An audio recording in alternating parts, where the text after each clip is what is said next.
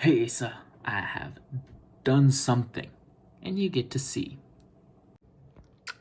So this program is the program I've been showing you before, which is just, it simulates an oil droplet, and in this case it's actually bouncing around, so ignore the fact I've got a million of these, it's all good.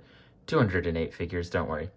And so as you can see here, is this guy will actually bounce back and forth in this setup, and then eventually it'll cross the barrier.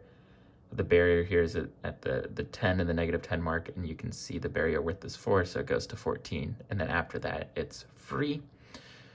And so what I've set up my program to do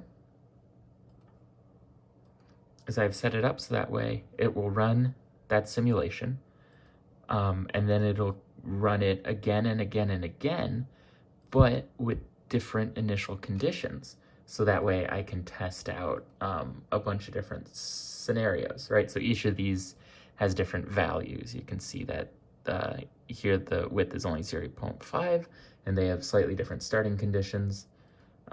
Here the width is 1, so the barriers are a bit steeper. You can see it bounces more often.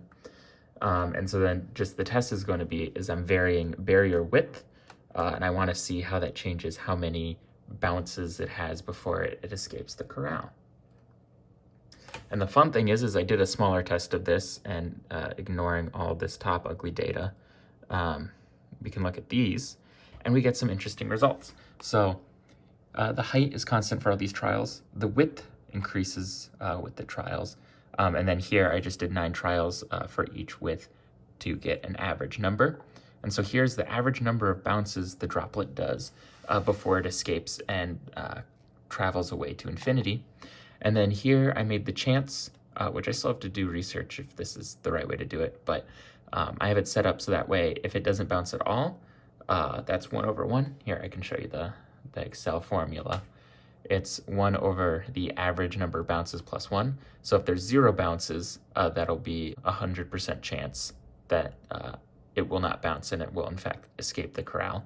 And if it is on average 1 bounce, that means on average every other bounce collision with the wall will result in it escaping. So it's a 50% chance, or 1/2.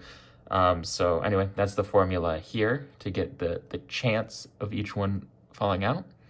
And then here I've actually graphed the chance of a bounce resulting in the droplet escaping the corral versus how wide the corral is, or how thick the walls are essentially of the corral. And you can actually see it's looking pretty exponential, which is what we expect with a bunch of the theory and other real-life experiments.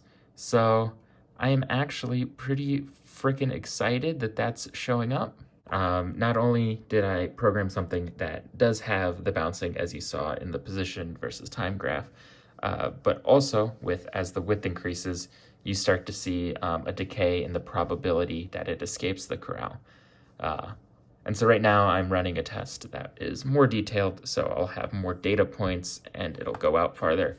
And I am just super excited to see if that shows up anywhere.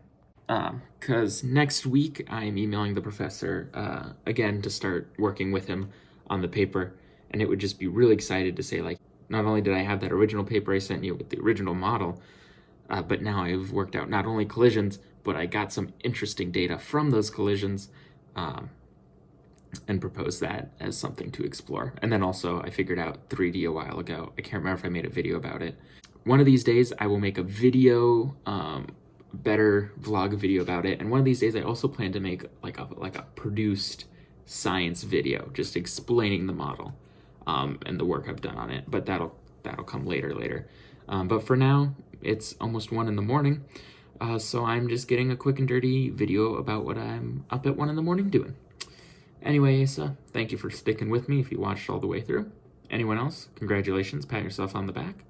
And Asa, I'll see you on Monday.